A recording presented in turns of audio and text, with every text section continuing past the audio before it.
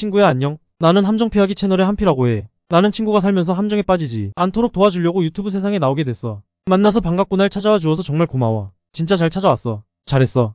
오늘의 함정 피하기 주제는 불법 사채야. 친구는 사채꾼에 대한 이미지가 어때? 소설이나 드라마에서 사채꾼은 비열하고 악독한 이미지로 나오고 있잖아. 돈이 많아도 사람들이 경멸하고 돈을 빌리면서도 고마워하기는커녕 이를 갈지.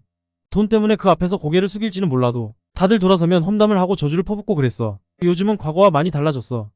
이자 제한법도 생기고 채권 추심 공정법 때문에 예전처럼 하면 죄다 불법이 되니까 아예 대놓고 처음부터 불법적으로 막 나가는 업자들만 남았거든. 불법이니까 신분을 숨기고 온라인이나 비대면으로 영업하다 보니 불법 사채업자들이 그냥 사업한다고 하면 주변 사람들도 심지어 가족들도 그런 줄로 아는 것 같아. 그래서 더 거리낌이 없는 것 같아. 아까 말한 이자 제한법이라고 들어본 적 있어? 금융기관이나 대부업체에서 대출을 해줄 때 이자율의 상한선을 정해둔 법이거든. 2002년도 한일 월드컵 해에 생긴 법이야. 바꿔 말하면 그 전에는 이자 제한법이 없어서 사채업자가 빌려줄 때 정한 이자율로 이자를 뜯어내곤 했어. 그래서 돈 한 번 잘못 빌리면 패가 망신했지. 이자율이 살인적이라서 도저히 갚을 수가 없었거든. 이자 제한법이 처음에는 66%였어. 66%가 어떤 이자율인지 감이 잡혀 혹시? 이자율은 기본적으로 1년 365일 동안 빌린 돈에 대해서 내는 이자의 퍼센트를 의미해. 1월 1일에 100만원을 빌렸으면 12월 31일에 이자 66만원 포함 166만원을 갚아야 하는 거야.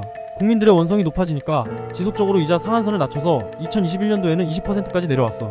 이제 금융기관에서 빌리든 개인끼리 돈 거래를 하든 1년 동안 이자는 원금의 20%를 넘을 수가 없게 되었어. 20%까지 내려왔으니 사회가 발전한 건 맞는데 오히려 다른 문제가 생기기 시작했거든. 이제부터 잘 들어봐. 우리가 장사를 할 때 원가 이상 벌어야 본전치기를 한다고 하잖아. 그럼 대출 장사의 원가는 얼마일까?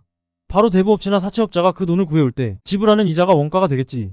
그리고 인건비도 사무실 유지비도 들어가잖아. 게다가 빌려준 돈이 최소한 원금이라도 제대로 돌아온다면 다행인데 돈을 떼먹는 사람도 많다고 해. 그렇게 떼인 돈도 원가에 들어가잖아. 그럼 대부업체는 이자를 얼마나 받아야 본전치기가 될까? 업체마다 다르겠지만 큰 금융기관이 아니고서는 20%가 넘는다고 해. 그런데 법적으로 20% 넘게는 못 받게 해놨으니 빌려줄수록 손해가 나는 거지.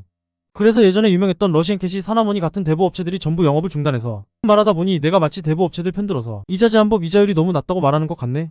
절대 그런 의도는 아니고 다만 현실적으로 대부업체 원가율이 20%가 넘는 상황이다 보니 불법이 아니고서는 영업이 불가능한 상황이야. 여기서 바로 불법 사채가 시작되는 거야. 불법 사채 피해자 기사를 보면 댓글에 사채업자들 보고 저 나쁜 놈들 사형시켜라 등의 사채업자 욕이 많았지만 피해자를 욕하는 의견도 많았어. 저 위험하고 불법에 말도 안 되는 사채를 왜 받았냐는 거지.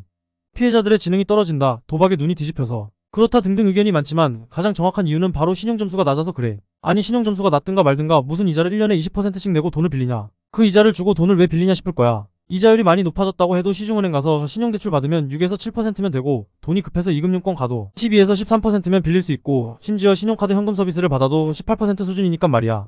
보시다시피 이자율이 대학처럼 서열이 딱 있어. 수능 점수 좋으면 좋은 대학 가듯이 신용 점수 좋으면 1금융권에서 한 자릿수 금리로 대출을 받을 수 있고 점수가 좀 떨어지면 대학을 낮춰서 가는 것처럼 2금융권에서 20% 이하로 빌릴 수가 있어.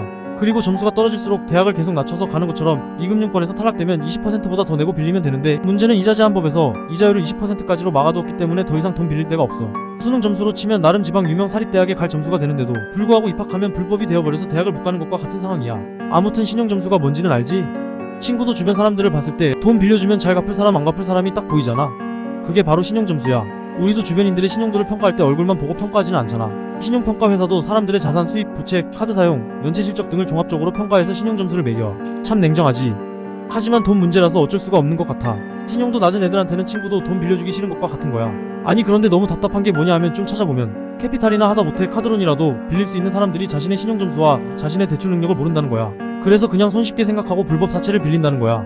30만원 50만원이 급해서 일주일 만에 원금의 2배로 갚아야 하는 말도 안 되는 살인적 고금리의 불법 사채를 빌린다니까. 이거 정말 심각하고 보는 내 가슴이 답답해서 터질 것 같아. 정말 지능의 문제인 걸까? 에휴. 그래서 결론은 불법 사채는 절대 빌리지 말라는 거야. 요즘에는 대출 상담사도 많으니까 꼭 합법적인 등록 대출 상담사인지 확인하고 상담을 받으면 돈 빌릴 방법이 생각보다 많아. 이자율에 대한 개념을 좀 잡고 이자 제한법도 이제 배웠으니까 불법 사채 절대 빌리지 말자. 이자 제한법 20%가 그래서 문제라는 거냐라는 의문이 드는 사람도 있을 거야. 내 의견을 조심스럽게 말하자면 세상 사람들이 다 잘 사는 건 아니라는 거야. 못 사는 사람도 정말 많다는 거지. 그래서 신용점수가 낮은 사람도 대출을 받을 수 있게 예외적으로 매우 조심스럽게 20%가 넘는 대출을 열어주는 게 맞는 것 같아. 불법 사채는 기본적으로 원금의 수십 수백 배를 이자로 뜯어가. 이자율로 표현하면 수만 수십만 %거든. 그런 이자율에 비하면 30%나 40%도 양호해 보이지 않니? 아무튼 친구는 불법 사채 절대 빌리지 마. 그런데 신용점수가 너무 낮아서 도저히 제도권에서 돈을 빌릴 수가 없다는 친구는 내가 다음 영상에서 좋은 방법들을 공유해볼게. 기다려줘. 오늘은 조금 내용이 어려웠어. 듣느라고 고생했어. 오늘 내용에 대해서 친구도 하고 싶은 말이 있으면 댓글로 꼭 남겨주라. 우리 인생에서 나쁜 함정들 잘 피해 다니자. 고마워 친구야, 또 보자 우리.